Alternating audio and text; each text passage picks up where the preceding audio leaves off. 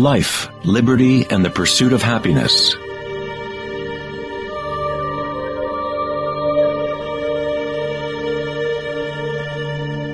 We live our lives pursuing happiness out there, as if it is a commodity. We have become slaves to our own desires and craving.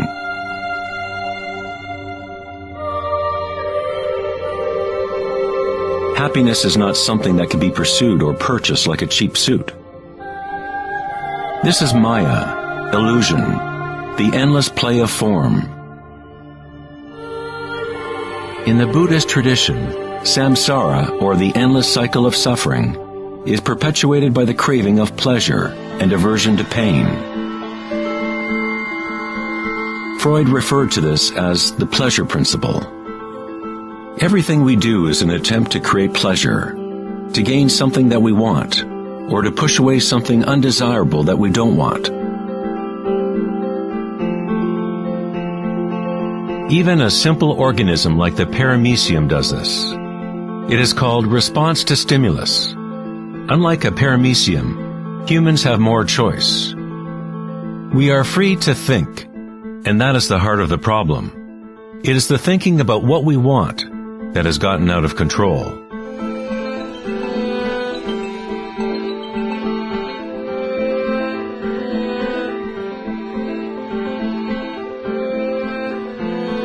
Safety systems armed.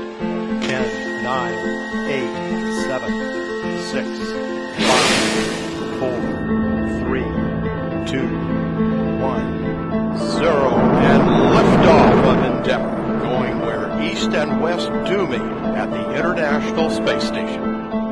The dilemma of modern society is that we seek to understand the world not in terms of archaic inner consciousness, but by quantifying and qualifying what we perceive to be the external world by using scientific means and thought. Thinking has only led to more thinking and more questions. We seek to know the innermost forces which create the world and guide its course. But we conceive of this essence as outside of ourselves, not as a living thing intrinsic to our own nature. It was the famous psychiatrist Carl Jung who said, "One who looks outside dreams. One who looks inside awakes." It is not wrong to desire to be awake, to be happy. What is wrong is to look for happiness outside when it can only be found inside.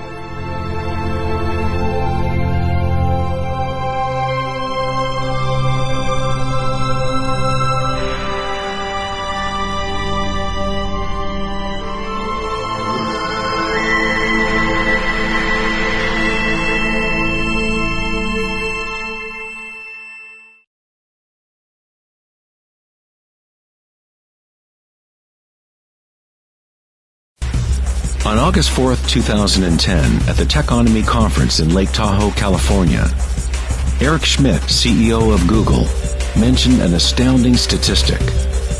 Every 2 days now, we create as much information as we did from the dawn of civilization up until 2003, according to Schmidt.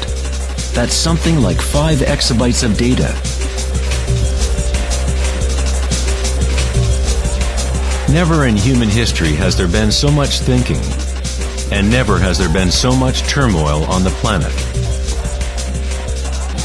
Could it be that every time we think of a solution to one problem, we create 2 more problems? What good is all this thinking if it doesn't lead to greater happiness? Are we happier, more equanimous, more joyful as a result of all this thinking?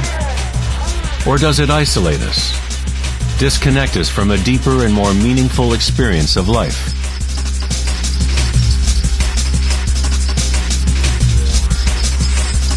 Thinking, acting, and doing must be brought into balance with being. After all, we are human beings, not human doings.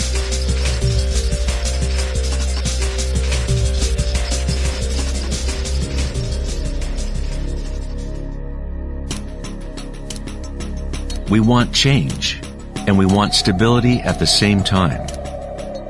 Our hearts have become disconnected from the spiral of life. the law of change, as our thinking minds drive us towards stability, security, and pacification of the senses. With a morbid fascination, we watch killings, tsunamis, earthquakes, and wars. We constantly try to occupy our mind, fill it with information. TV shows streaming from every conceivable device, games and puzzles, text messaging, and every possible trivial thing. We let ourselves become mesmerized with the endless stream of new images, new information, new ways to tantalize and pacify the senses. At times of quiet inner reflection, our hearts may tell us that there is more to life than our present reality, that we live in a world of hungry ghosts, endlessly craving, and never satisfied.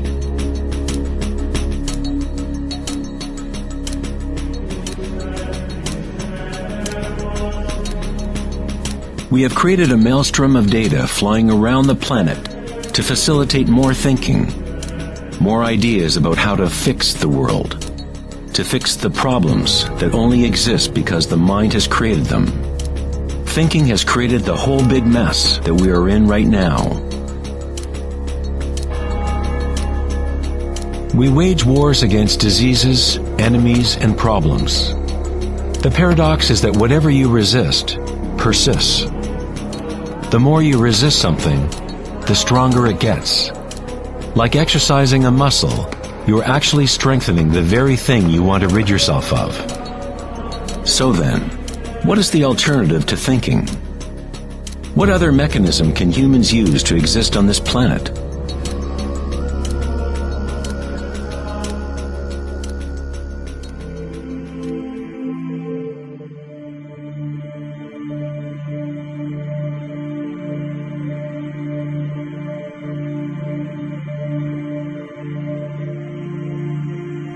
While Western culture in recent centuries has focused on exploring the physical by using thought and analysis, other ancient cultures have developed equally sophisticated technologies for exploring inner space.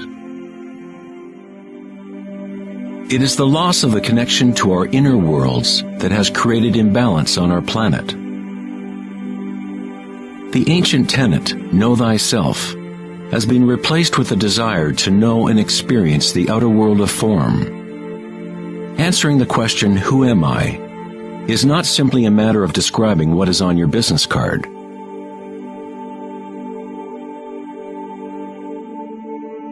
In Buddhism, you are not the content of your consciousness. You are not merely a collection of thoughts or ideas, because behind the thoughts is the one who is witnessing the thoughts.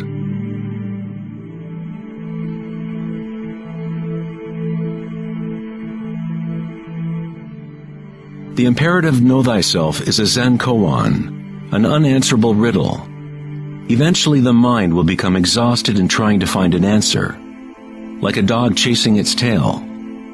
It is only the ego identity that wants to find an answer, a purpose.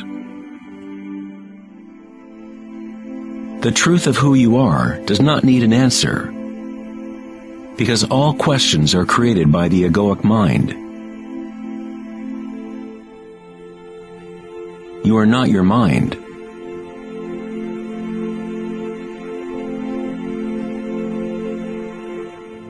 The truth lies not in more answers, but in less questions.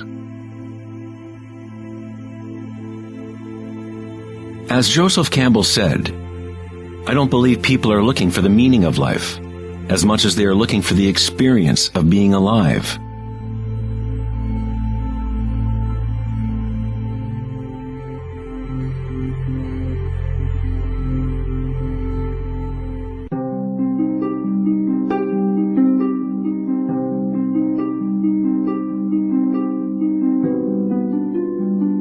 When the Buddha was asked, "What are you?" he said simply, "I am awake." What does this mean, to be awake?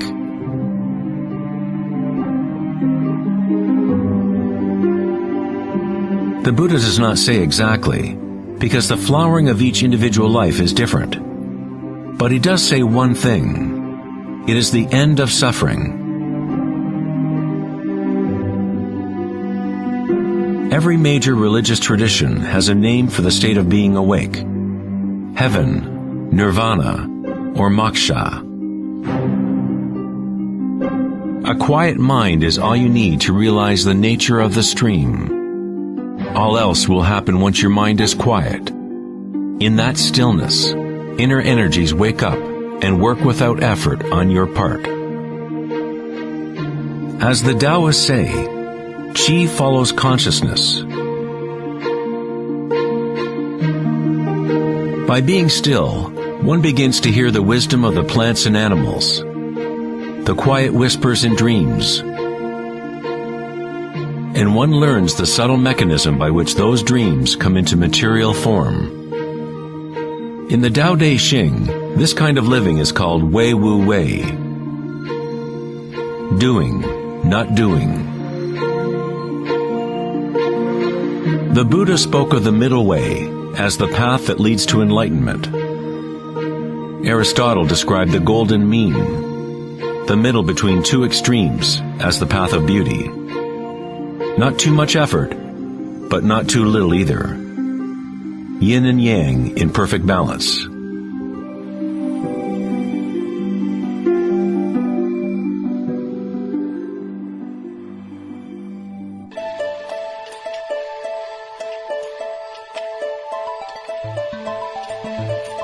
Vedanta's notion of Maya, or illusion, is that we do not experience the environment itself, but rather a projection of it, created by thoughts. Of course, your thoughts let you experience the vibratory world in a certain way, but our inner equanimity need not be contingent on external happenings. The belief in an external world, independent of the perceiving subject, is fundamental to science. But our senses only give us indirect information. Our notions about this mind-made physical world are always filtered through the senses, and therefore always incomplete. There is one field of vibration underlying all of the senses. People with a condition called synesthesia sometimes experience this vibratory field in different ways. Synesthetes can see sounds as colors or shapes, or associate qualities of one sense with another. Synesthesia refers to a synthesis, or intermingling of the senses. The chakras in the senses are like a prism, filtering a continuum of vibration. All things in the universe are vibrating, but at different rates and frequencies. The Eye of Horus is made up of 6 symbols, each representing the senses. Like the ancient Vedic system, thought is considered to be a sense.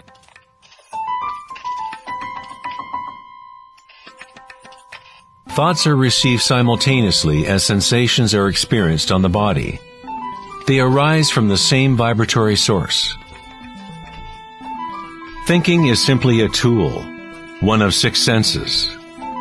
But we have elevated it to such a high status that we identify ourselves with our thoughts. The fact that we do not recognize thinking as one of the 6 senses is very significant. We are so immersed in thought that trying to explain thought as a sense is like telling a fish about water. Water? What water?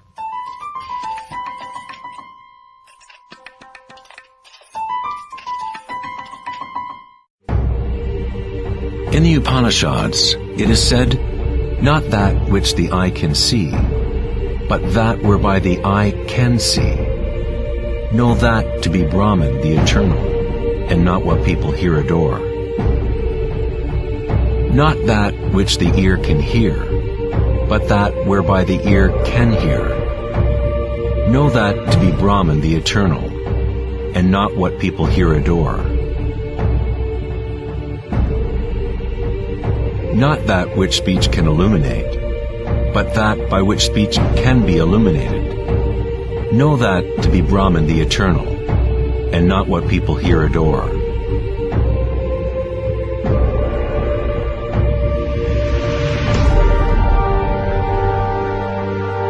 Not that which the mind can think, but that whereby the mind can think. Know that to be Brahman the eternal, and not what people here adore.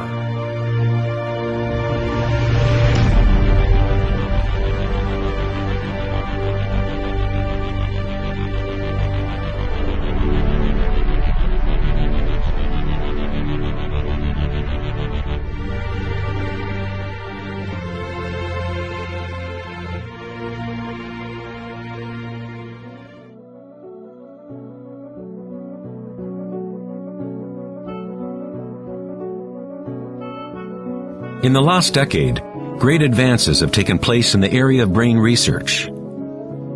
Scientists have discovered neuroplasticity, a term which conveys the idea that the physical wiring of the brain changes according to the thoughts moving through it. As Canadian psychologist Donald Hebb put it, neurons that fire together, wire together.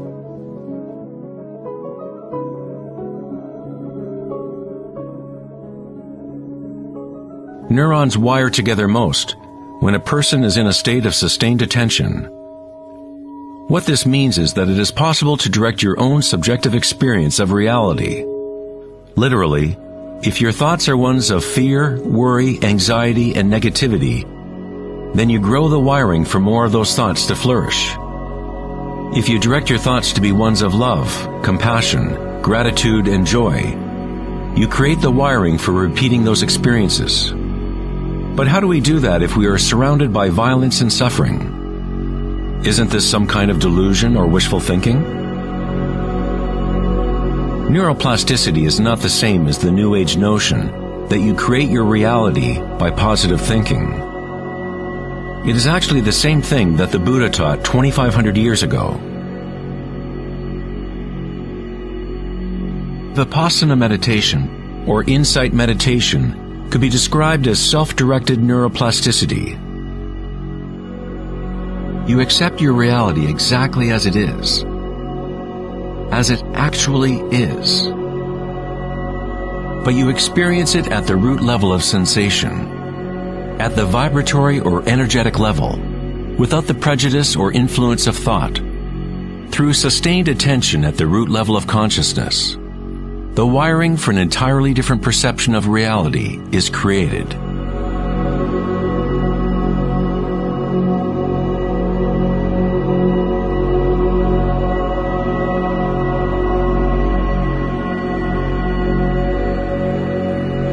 We have got it backwards most of the time. We constantly let ideas about the outer world shape our neural networks. But our inner equanimity need not be contingent on external happenings. Circumstances don't matter. Only my state of consciousness matters. Meditation in Sanskrit means to be free of measurement, free of all comparison, to be free of all becoming. You are not trying to become something else. You are okay with what is. The way to rise above the suffering of the physical realm is to totally embrace it, to say yes to it, so it becomes something within you, rather than you being something within it.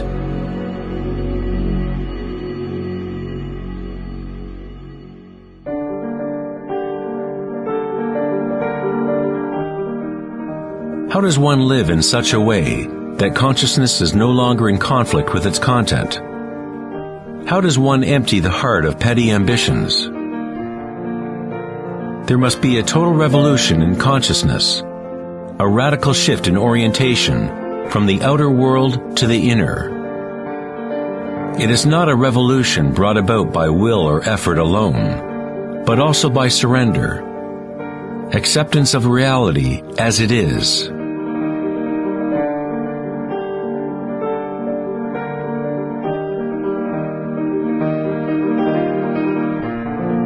The image of Christ's open heart powerfully conveys the idea that one must open to all pain.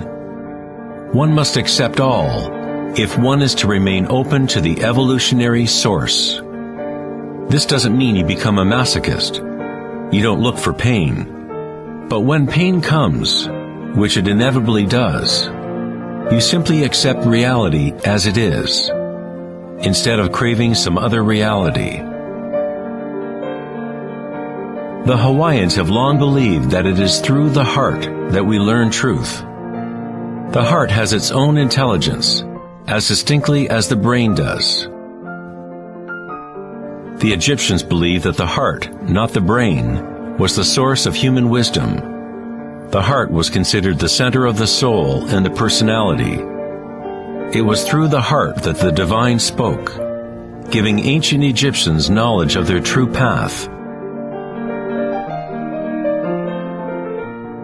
This papyrus depicts the weighing of the heart. It was considered a good thing to go into the afterlife with a light heart. It meant that you had lived well.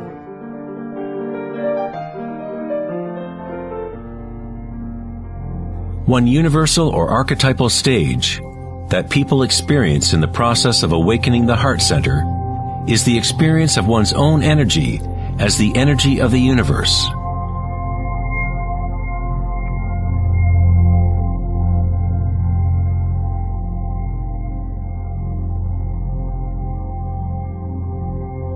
When you allow yourself to feel this love, to be this love, when you connect your inner world with the outer world, then all is one. How does one experience the music of the spheres? How does a heart open?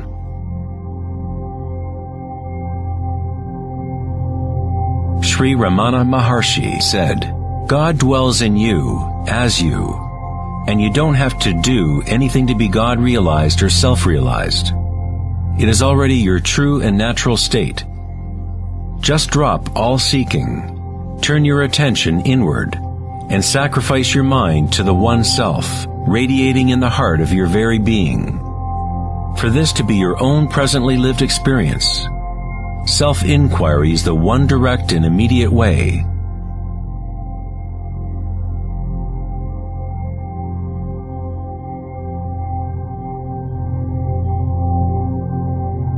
When you meditate and observe sensations within, your inner aliveness, you are actually observing change. This force of change is the arising and passing away as energy changes form. The degree to which a person has evolved or become enlightened is the degree to which one has gained the ability to adapt to each moment, or to transmute the constantly changing human stream of circumstances, pain and pleasure, into bliss.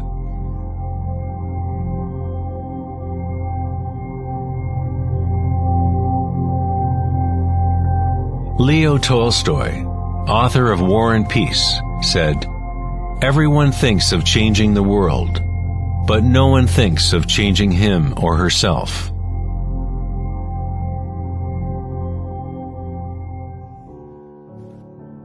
Darwin said the most important characteristic for the survival of a species is not strength or intelligence, but adaptability to change.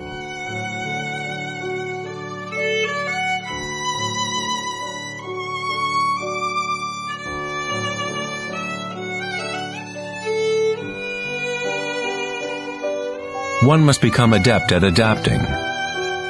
This is the Buddhist teaching of anicca.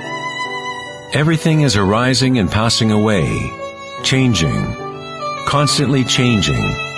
Suffering exists only because we become attached to a particular form.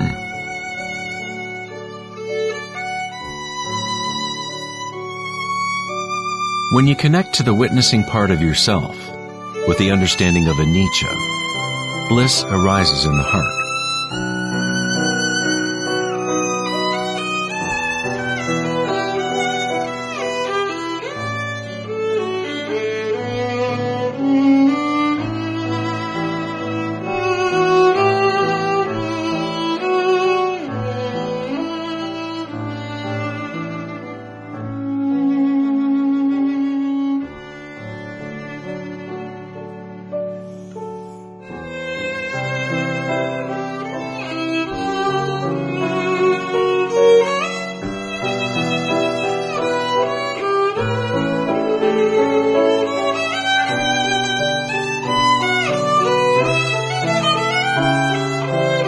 saints, sages, and yogis throughout history unanimously describe one sacred union that occurs in the heart.